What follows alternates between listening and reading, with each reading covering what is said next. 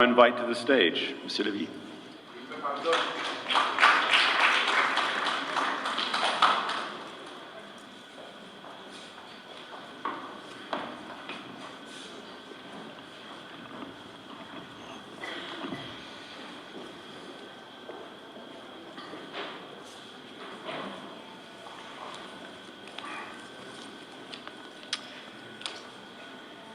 Mr. President of the Republic of Greece, Mr. President of the Republic of Ireland, Excellencies, dear friends, a century and a half ago, a young French man with an allure both weary and arrogant arrived here to the foot of this hill.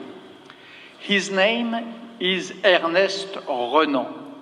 He comes like Chateaubriand from his native Brittany, with his love of black seas and broken stones. And turning toward the Acropolis, where he discovers the pure marble, the perfect splendor calculated to the nearest Democritean detail, he conceives a prayer to the nobility of Pallas Athena, the goddess, so badly despised, he says, by an ugly little Jew speaking the Greek of Syrians, whose domination, he says, is finishing. Henceforth, he explains, Ernest Renan, it is to the beauty of Greek reason that I shall consecrate the rest of my life, of my efforts and devotion. And he adds, the world will be saved only by coming back to you and pushing away the uncivilized ties of the gods who, fortunately, he still says, pass away like men, including, of course, the Jewish and Christian God, which it is time to roll up, I quote, in the crimson shroud where the dead gods sleep. So, 150 years later, where are we today?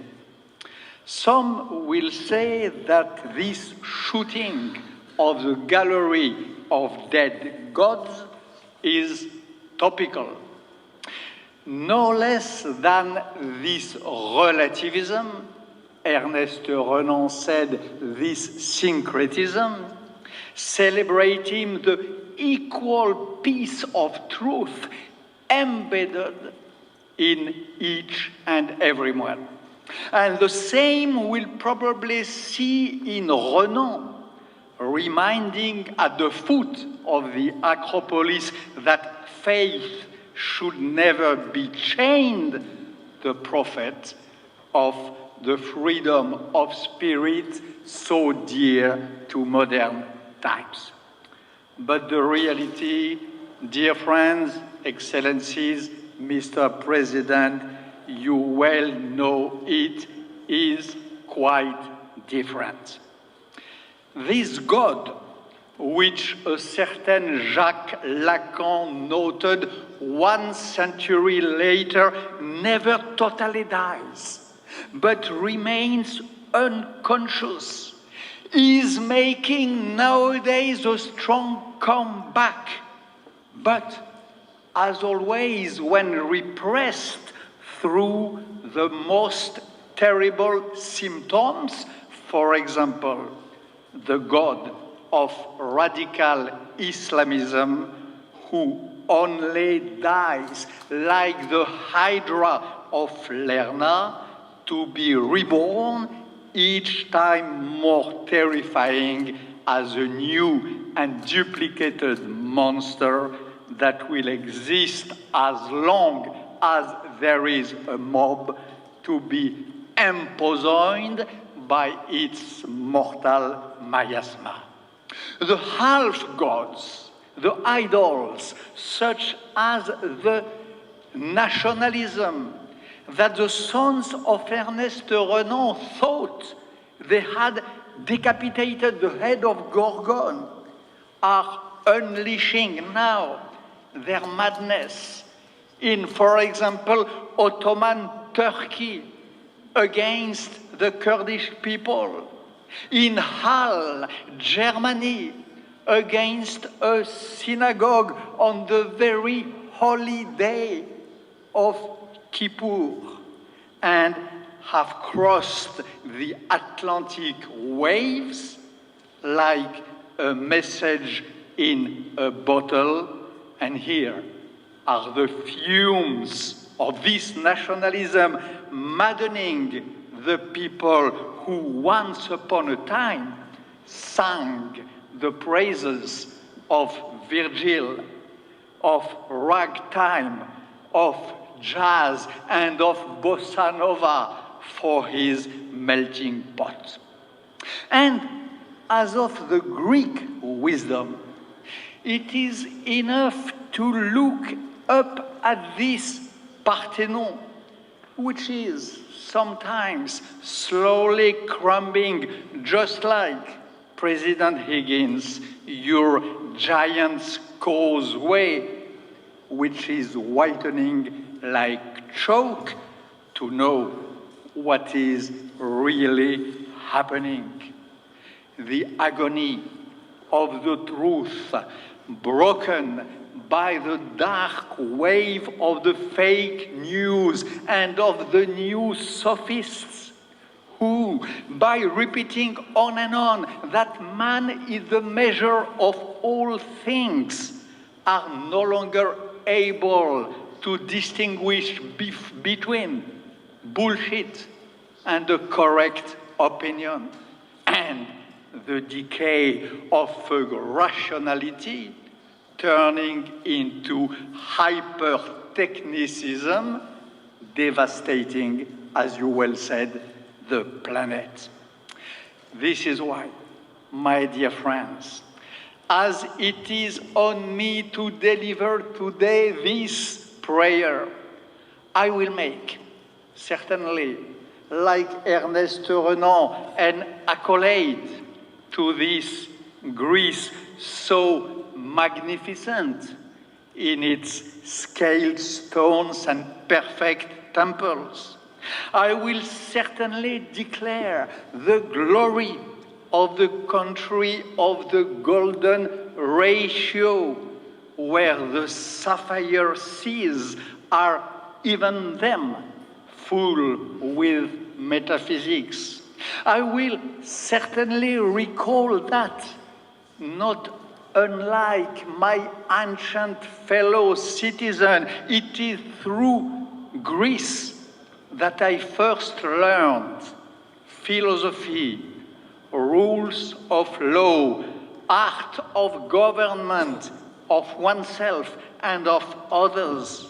And I will certainly admit that I still carry the same emotion when I come upon a newspaper where, because it is written in these same geometric signage and letters, I still have the impression of hearing about a speech of Pericles, the disgrace of Alcibiade, or the death of Socrates. But I have to add this. I have to add that, faced with this new world of today, which seems to say farewell to intelligence, farewell to reason, farewell to art, to poetry, to Pindaric hymn, to the Irish ballad. Confronted with this new civilization, if it can be called a civilization, who hardly knows what a book is, and who only listens to the names of Plato or Aristotle if they are on an app or a wiki or in a great lesson like tonight, but it is the exception.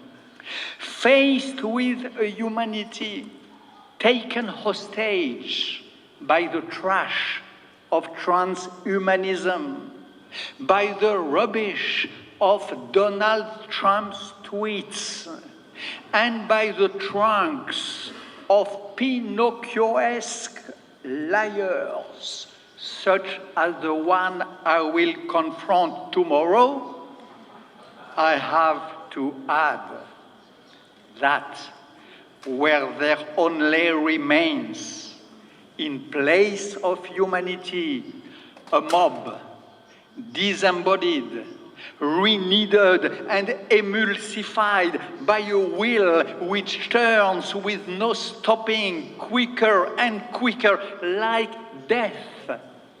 Because death, said Rashi, the great Jewish commentator of the Bible and the Talmud, is a will which turns in the world.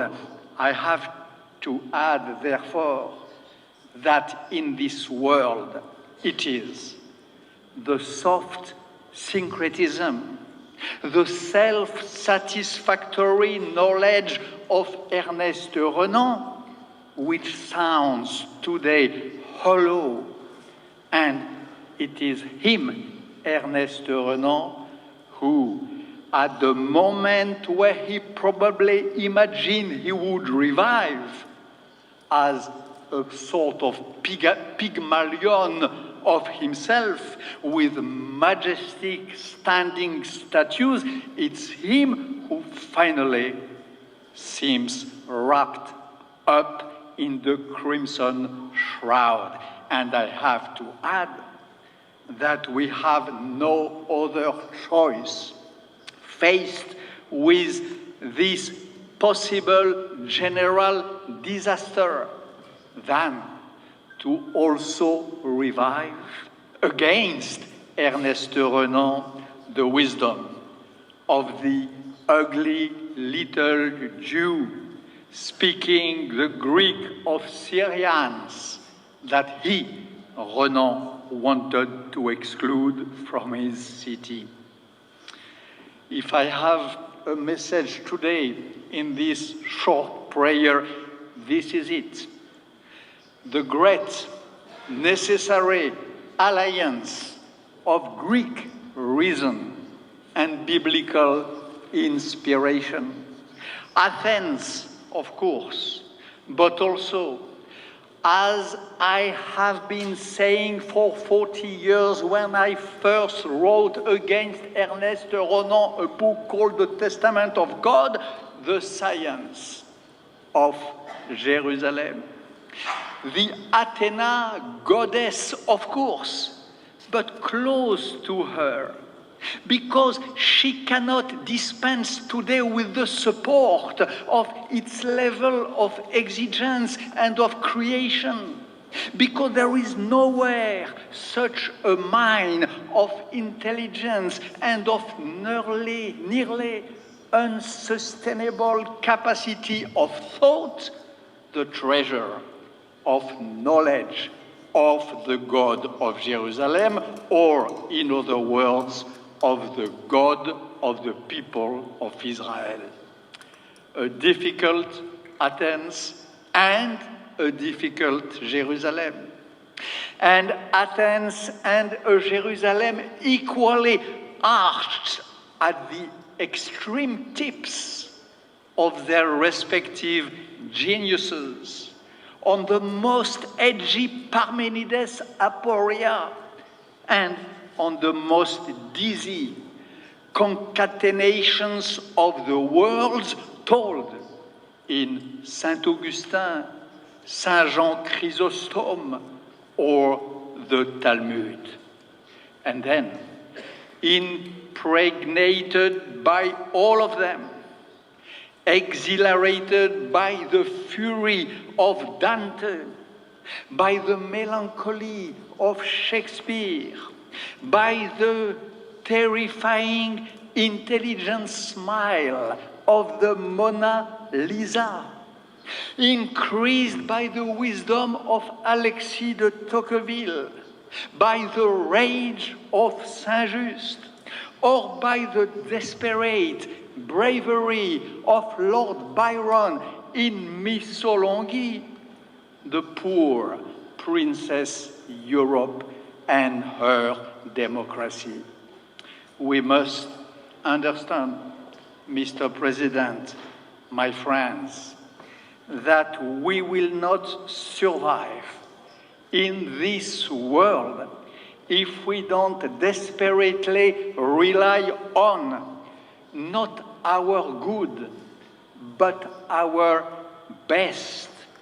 We will crash if we don't prove able of finding again the trails of what has to be called a transcendence, and whose remnants, whose traces shine at the purest peaks, climaxes of the Western thought, call it Greek philosophy, modern literature, or holy books. This is tonight my humble prayer at the Acropolis, and I would have expressed it in the same words if I had found myself in this moment at the foot of the Temple Mount. And if it bothers the calm sleep of the professors, if Ernest Renan turns in his grave, it would not be so bad.